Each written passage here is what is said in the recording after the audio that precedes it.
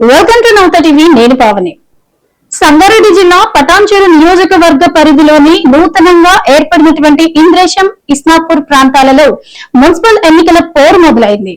ఈ నేపథ్యంలో కాంగ్రెస్ ముఖ్య కార్యకర్తలు సమావేశం ఏర్పాటు చేయడం జరిగింది. ఈ కార్యక్రమానికి ముఖ్య అతిథిగా మంత్రి వివేక్ వెంకటస్వామి హాజరయ్యారు. కాటా శ్రీనివాస్ గౌడ్, నీలం మధు గుజరాజ్, గాలి అనిల్ కుమార్, నిర్మల జగ్గారెడ్డి, పుష్ప నాగేష్ యాదవ్ హాజరయ్యారు. ఇక రాబోయే మున్సిపల్ ఎన్నికల్లో క్లీన్ స్వీప్ చేయడమే లక్ష్యంగా దిశానిర్దేశం చేశారు. గ్రూప్ రాజకీయాలకు తావు లేకుండా అభ్యర్థి ఎవరైనా పార్టీ గుర్తుపై గెలిపించేలా ప్రతి కార్యకర్త సైనికులుగా పనిచేయాలని నేతలు పిలుపునిచ్చారు.